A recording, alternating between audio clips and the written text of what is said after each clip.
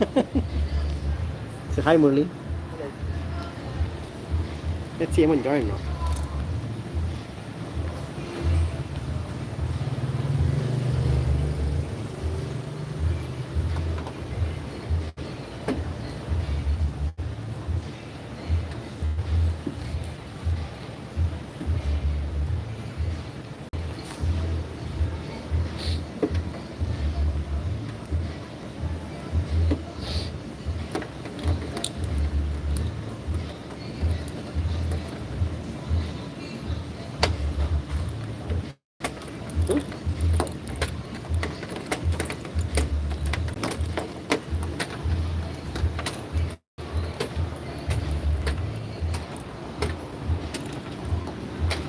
Hey guys, who's that online?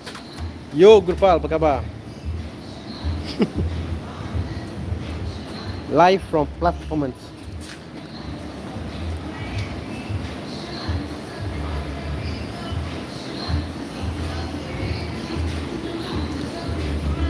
V8 is here. Let me off the music first.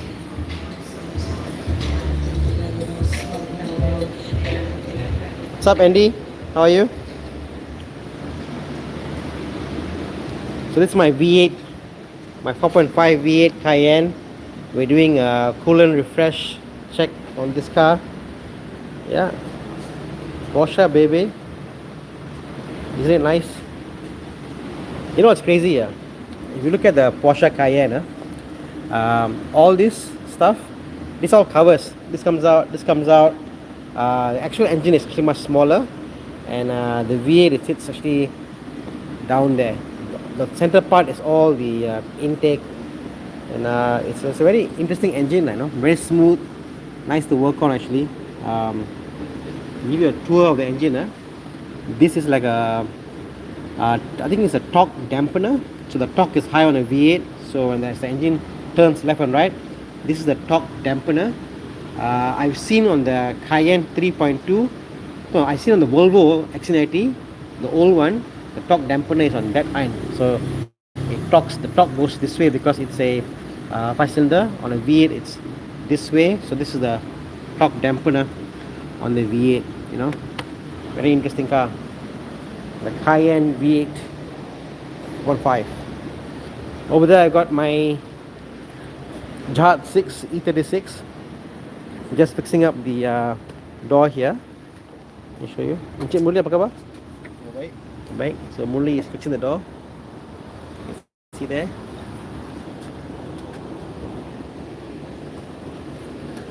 Jihad 6. Nice. Let's see, what else working on today? We've got the Daimler here. This is the Daimler Jaguar XJ8. This is getting new suspension. So as you can see there, it's all out. This is, I heard about this, is apparently a Colin Chapman suspension. Because the way it's designed. Cool thing here, look at this. This is the drive shaft coming from the rear diff. Look at that coupling, like what you get on a truck, isn't it? So this Jaguar XJ8, okay, it's very different. This is how it goes. And what's interesting is if you see this is this way, isn't it? Okay, it's the seat this way. On this side, over there, yeah, so it spins at the same rate, and you get drive motion from this coupling here, you know, very interesting. Apalagi, okay, so we are doing on this Titans.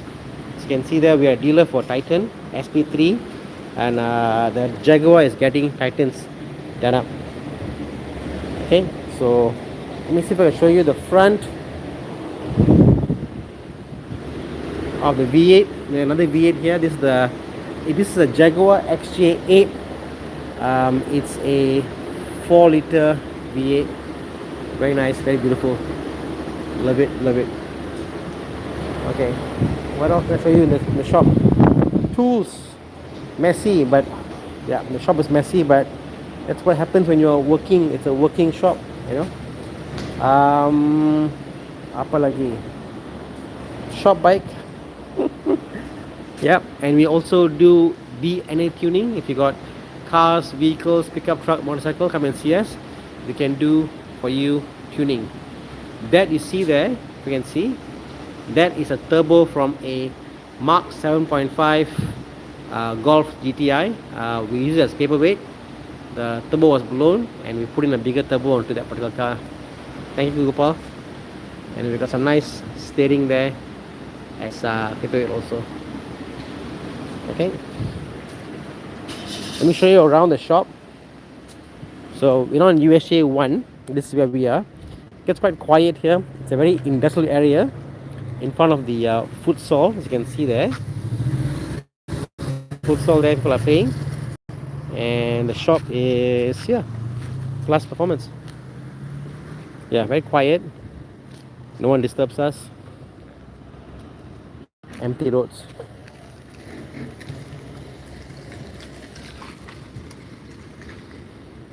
Okay. Any question, guys? Please ask, and I can maybe answer you. Yep. Any questions you have about car, engine, maintenance? Let me know. Oh, look at this. 1 second. Cool feature. Hi, bro. Formula S. Nanda Kumar. Yes. This is my shop. This is my shop. My friend and I are partners, equal parts in the shop, and this is my shop. So it's a shop for my cars and my friends. I'll show you this one. Look at this. This I didn't know until probably few months ago. There's a button here. You go here, and if you press this, check this out. 1 second, huh?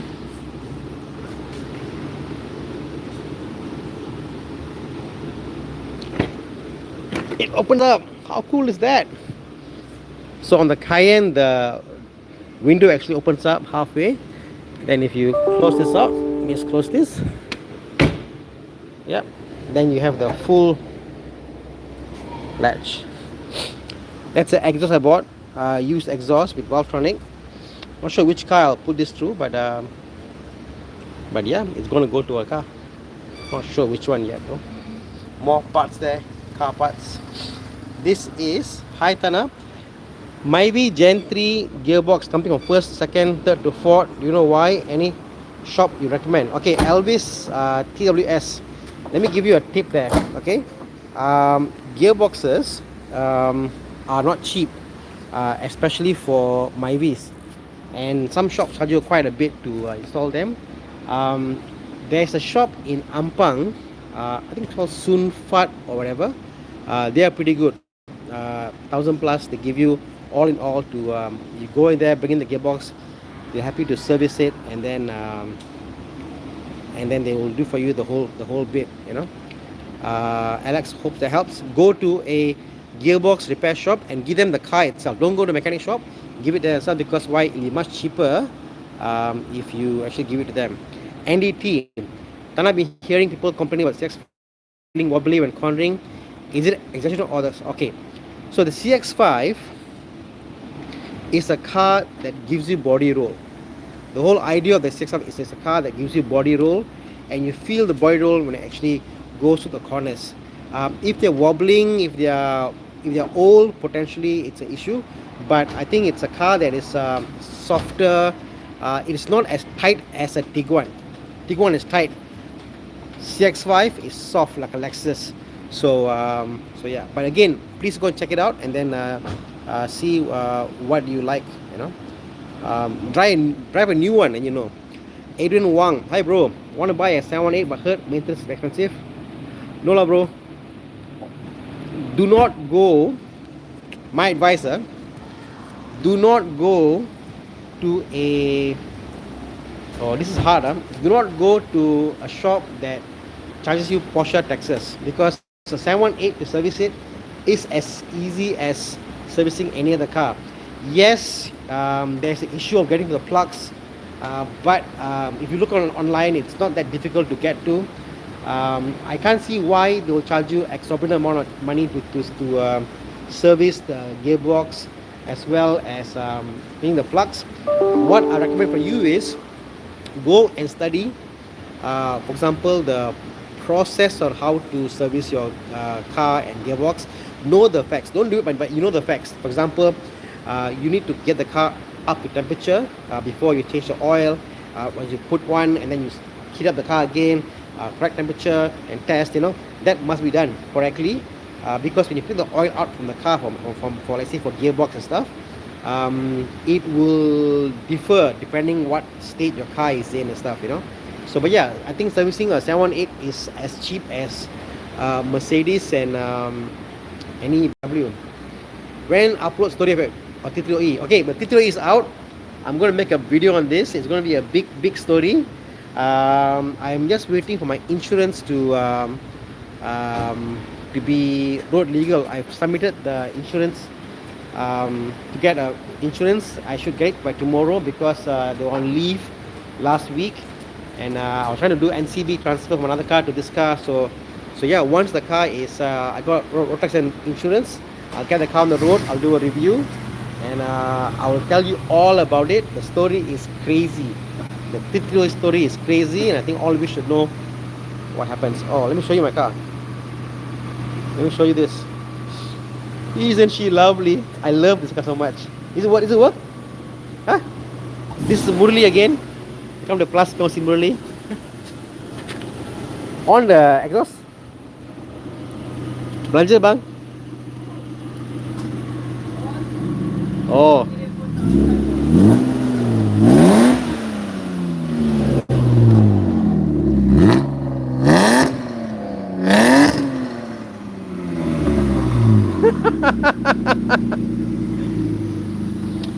Sorry, yeah. When I was young, I didn't get to try this stuff. Now that I'm older, I'm doing this shenanigans. Okay. Yeah. Yeah. She's beautiful. What I like about the discuss. Adrian wants to thanks, bro. Let me come to your service. Avoid contact by. Yeah. I mean, generally, I don't take in outside customers, friends, families are close to me. They come in and I'll do for them. But yeah, you know, just call me up. We'll see if we can give you a slot. I want to talk about the car. These rims are TWs. You can see there. Yes, there was a PSW. They are super light, bro. They're super light. So I love the way the rim sits, the way the weight of the car, the way it drives. It's fantastic. These rims are my all-time favorite on an E39. They're actually quite awesome, you know. Yeah, plus performance. Okay. What else? Any other questions, guys? You want me to answer? Roshan says hi. Hey, hi Roshan, how are you? Hi Roshan, apa khabar? How are you? You want to know how much is the road tax on a 2.8? Okay, I've yet to do the conversion for classic, but pre-classic 1612 per year on a 2.8. Yes, you can see there's a 2893 and 1161 2.5. Okay, let me show you the engine of a 2.8 engine. Yeah, 6-cylinder. Okay. Nothing much under the car. I haven't done the manifold. I haven't done anything else. The car just runs smooth, and it's just a clean, good powered car. To the keen eye, you notice that the map is off. The map doesn't work, so I did a map delete. But the car runs smooth. You know, I don't need map to run on this car. Fantastic. That's Murli looking at the speed box. Oh, bro, looking for what? The door lock. The door lock. Yes. Yeah.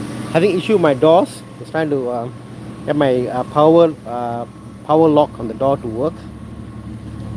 These spoilers are fantastic. Look at that. I love them.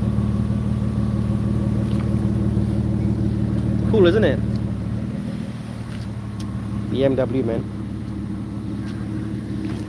Okay. So yeah, that's it, guys. I was bored, so I did a video. If there's no other questions, I'll probably end the live. What can I show you? A tour of the shop. The shop is messy, but so yeah, My Cayenne is there, the Daimler getting worked on. You got a SCG there, which are doing an engine transplant. It's concluded. Let me show you the engine on this car.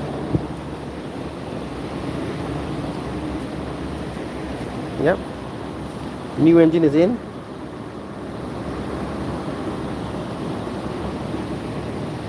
Then we've got a Swift, also engine transplant. Okay. Daryl asked, is the MGF still around? Yes. So I'm waiting for the Swift to go out. Once it goes out, the Swift will occupy this space, and I'm going to work on the roof by putting a new roof on it. The car runs fine, the car's perfect, but the roof, I want to put a new roof on it. This is our store area. Again, very messy, but we got stuff behind there. I'll show you there. And there's the shop, very messy, but yeah, it's functional. It gets the job done. The MGF, honestly, it's fantastic. It's beautiful. It drives very well. The Honda engine, it just sings. I love it, but haven't got time to get sorted. Question from Keith Home. I have a question. Should I change my suspension? 213 Beetle. Wow. Wow, 213 Beetle. I guess depends lah. What is your drive? I mean, okay, let's answer this in a different way. When should you change your suspension? Normal suspension will last you, to me, 3 years. 3 years max, they start becoming soft. Normal suspension, the springs will fade after about 5 years. They become soft. Metal fatigue comes through and becomes soft. So if your car is 2013 and never before changed, then you should change them out. You want to go for Titan, let us know. We can do for you Titan. As you can see there, let me just show you.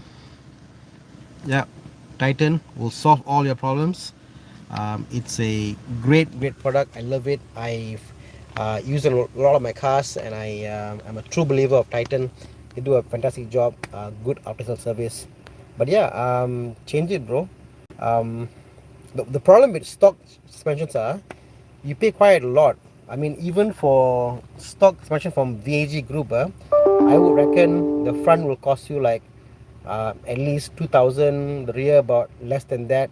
So about within 3K for the suspension, to 3 plus, and that's only suspension, not inclusive of the springs. Springs that will cost you about another 2K. So but it's close to 4 to 5K and installation cost.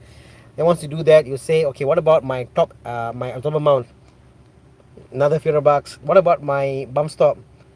Another few $100. So all this adds up. So you think about your bump stop, think about your absorber top mount, you think about your absorbers, think about your springs.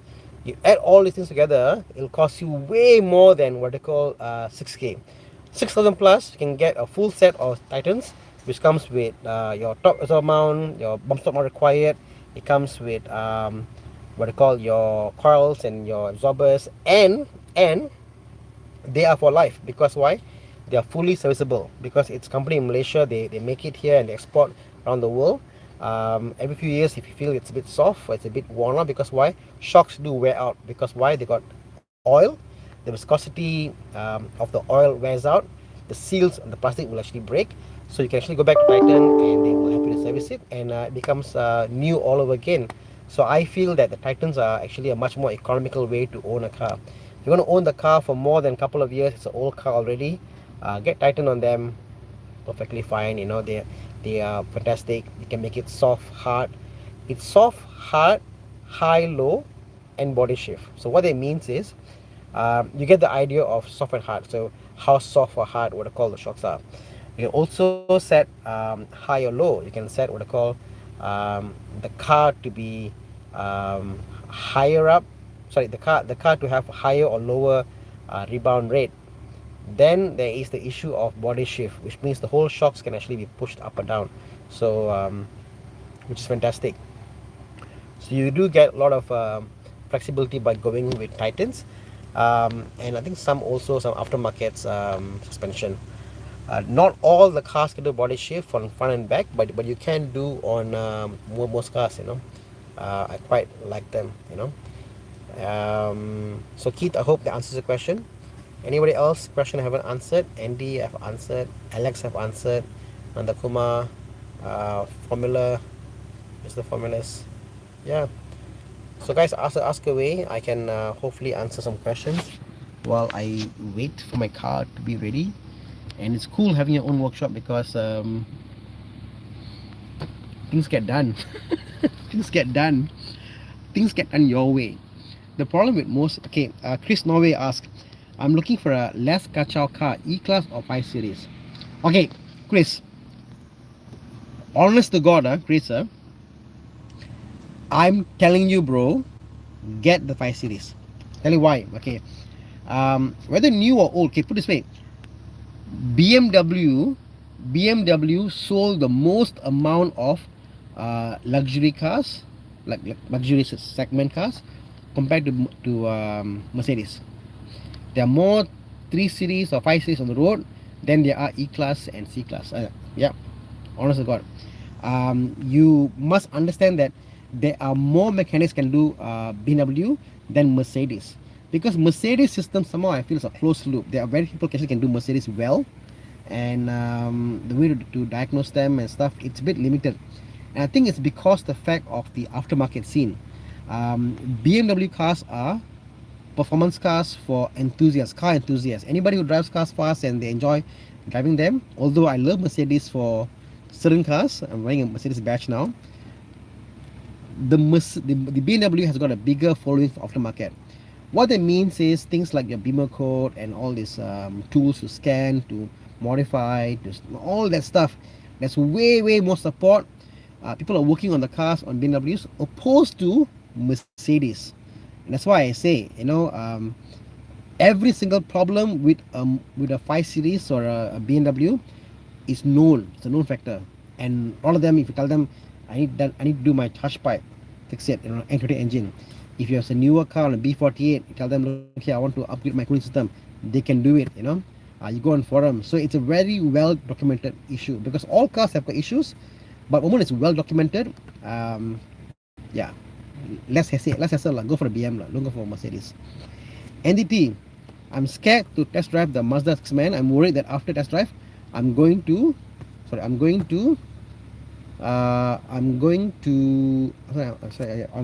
after test drive, I want to change it from Civic Ketam. Ketam is great, but it's low. Yeah, I mean, I hear you.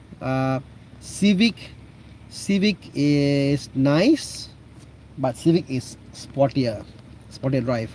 Mazda, any Mazda, I think Mazda, not any Mazda, a CX-5, like a CX-5, Mazda 6, those kind of cars have got a class about them. It's more comfortable, it's more refined.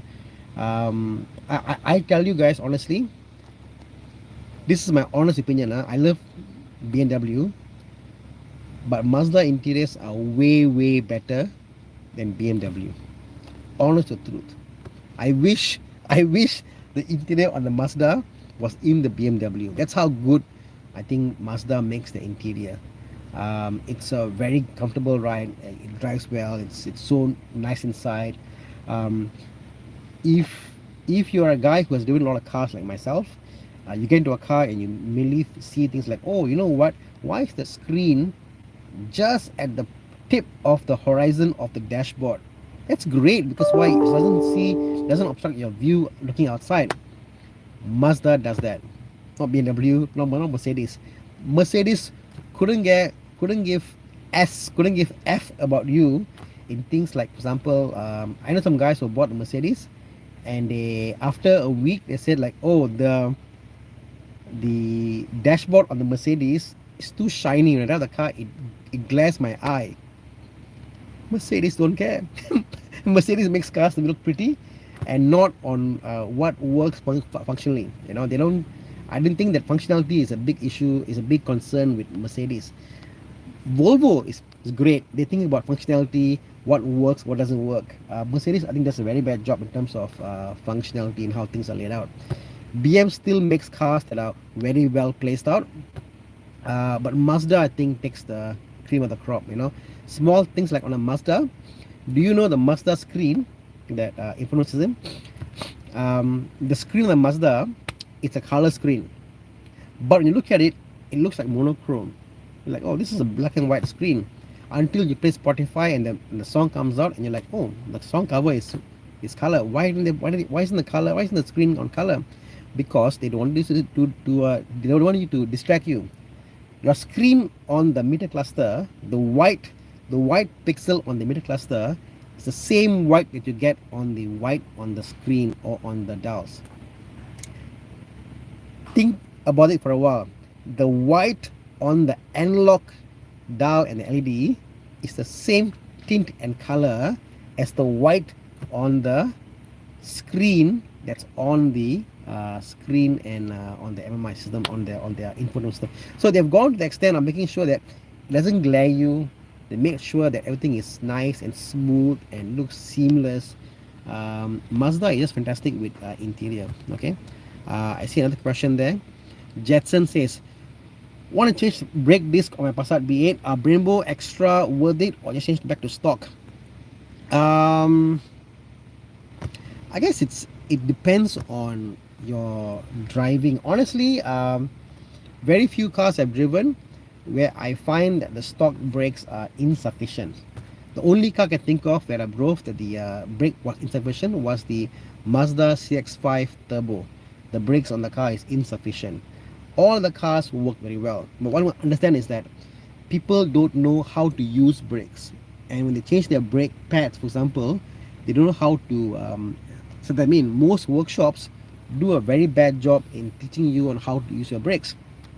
For example, let's say today you are on brake pad A. Let's say today on Brembo, okay, original. Let's say came Brembo, or maybe let's say Brembo, for example. You use it, then halfway through, after maybe 6 months, you said, okay, pads are gone, I want to change to a different brake pad. And let's say you got Meyle, M-E-Y-L-E. The thing is, the component on the brake pads in the Meyle and the Brembo are different. And the way brake works is that the brake dust of the component gets etched, get embedded into the brake rotor. Okay, listen, when you brake, the brake dust and that stuff gets embedded into the brake rotor. So when you brake, you're not braking the brake disc to the rotor, you're braking the brake disc to the stuff that's on the brake pads to the rotor itself. So it has to match. The moment you're using a different pad to what the disc has, you lose traction. So each time you change, if possible, keep the same brand, or if you change rotor altogether, Google up how to bed my brakes, BED my brakes, and they'll teach you tutorials on YouTube on how to bed them. Or if you're putting in a different brake pad and the rotors are fine, get your mechanic to use a brake cleaner and clean out the rotor or skim them, and then put the new pads in, and then you do brake bedding, BEDDING, bed your brakes. You'll notice that your brakes is much more even, and during the process of bedding in, you got to be even pressure. Even if, let's say, it's a half an inch area on the rotors, it's not evenly coated with the brake dust, the brake pads, your brakes won't be even. So it's very important on how you bed your brakes. It'll give you an even braking. Keith Ho asks, any tips to keep our cars run more than 5-15 years? Should we upgrade our stock parts? I think certain parts, yes. For example, I'll give you an example. On BMW, okay, because BMW, people say BMW, a lot of issues. BMW, certain parts are plastic because of cost saving and it's easier to install and stuff. But there are a lot of upgrade parts. On the E36, like over there, okay, what you can do is you can get a aluminium housing for the thermostat. Cheap. I'm talking about $50, $30 on Lazada. buy that. Don't buy original. Buy that. Cheaper than original, works better. Charge pipes also cheap on N20 engines. Buy the aftermarket ones. Don't buy original. Because why? As time goes by, people get better and better. They find new ways of fixing them and making it better. Don't need to use original parts. Go on the forum, find out about your car. That's the best way to go. But if you keep the cars running perfectly fine, new engine mounts and stuff, the car will last a lifetime, bro. I think all the old cars I've driven, they run perfectly fine, smooth, no vibration. Actions of, I mean, my Myvis, my MGF, all my cars run perfectly fine, brilliant driving. So I don't think old cars are meant to be like a disaster or it breaks down and stuff. No, it's not the case. I think old cars can actually drive very well. It's just how you maintain them, and for you to have a year on them. One thing I must tell you is, you are the best mechanic for your car, not your mechanic. And what I mean is that your mechanic will see several cars a day, hundreds of cars a month maybe. When you say like, oh, you know what, my Mercedes 124 or 211 has a slight sound on here, I don't know what is it. You give him clues, he may be able to find out, but you know better how it was before and after. You need to pick up those things, because if you said, oh, he's supposed to know, he's a Mercedes mechanic or he's a mechanic for BMW, he should know what. Not really. The obvious ones which are failing, a mechanic can pick out, but not the small little stuff. Those things only you will know. So when you hear like, why is when I turn left there is a cluck sound and not when I go left, you pick that up. Keep a small blue book in your car and write it down. And you go to the mechanic and say, you know what, I found this. Now these clues, when you give the mechanic, they go like, oh, thank you, that's a clue. Then you'll go and check out, oh, you're right, because of that this happened, and now I know that I must change maybe the control arm or the bushing.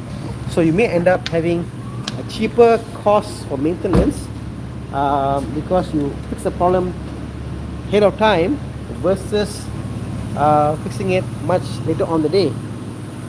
Let's see my car now. Apa cerita? Module. Huh? Engine lock module. Oh, that's it lah. It's under the dashboard, is it? Yeah. Okay. Alex TWS asks, high mileage cars above 200k, what recommended parts for preventive maintenance? Let's see. Preventive maintenance on a high mileage 200,000 kilometer car. I would not, okay, I am cheap lah, okay? I would not change a part unless it has failed or it's failing. Preventive maintenance, to me, preventive maintenance is things like making sure you service your car on time, making sure there's no leak. So to me, the gold standard is that your car should not have any water leak or coolant leak, should not have any oil leak, shouldn't have any of those. In terms of leaks and stuff, should be dry. If that's the case, I wouldn't bother changing any of the part except just normal servicing and that's it, maybe your engine mount and those things. Don't go and change a part before it fails, because it's a waste of money. Honestly, it's a waste of money. Don't do that. When the car is failing, a part is failing, you can see, for example, engine mount failing. So again, let me just give you a small tip on how do you see mounts are failing. Okay, quick one. If your car is parked on a road, you apply your brakes, put it into D, and you accelerate your car, but the car is braked, and you feel the car is vibrating. Again, your car is parked, handbrake on, or handbrake on, or you apply the brakes and you put to D and you try to accelerate the car. So the car can't move, but the engine is moving and the gearbox is trying to move.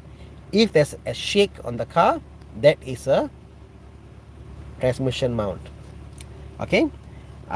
If when you're parked idle, there's a lot of vibration, that's the engine mount. So again, moving is transmission, stable is what I call your engine mount. What else? If you feel that trying to start the car doesn't crank over. It cranks. Battery is perfect, but it's hard to crank up. That's a fuel pump failing. Change it, you know. Or for example, if you find that sometimes to start is hard, like and then it starts out, but battery is fine.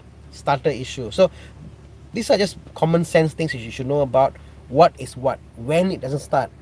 Or for example, if the exhaust is coming out white or blue, you know, read up about what is lean, or like a car is lean, car is rich, you know, go and read up about it, and then you'll know whether it's the plugs or maybe your map sensor. For example, if your car is dying off, go to your car, take out your map sensor, you see what happens, you know. So these are the few things you should know as car owners, so you don't get scammed by mechanics, because yeah, because you can say, look at logically, this is the issue, you know. So other than that, I said don't waste money on expensive preventive maintenance. Okay.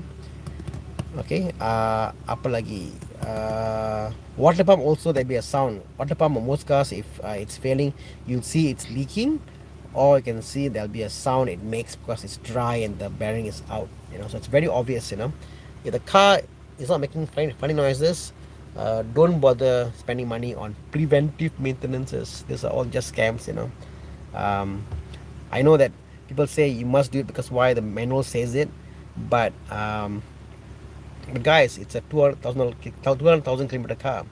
How do you things don't put it this way, things don't fail suddenly. Things will fail with giving you signs. It'll give you at least one or two signs before it fails. So as long as you're aware about them, very rarely it just fails out of the blue. Okay. Okay, I'm 40 minutes in doing a live show, but waiting for my car to be ready. I think I'll end it here. Hope you enjoyed being with me in my shop in Plug Performance in my Cayenne 955. Yeah, I'll see you soon. Maybe I'll do more of this next time I'm at the shop. Okay, guys. Cheers and take care. Bye. How do I end this show? Huh? First time. Oh, Bye, guys.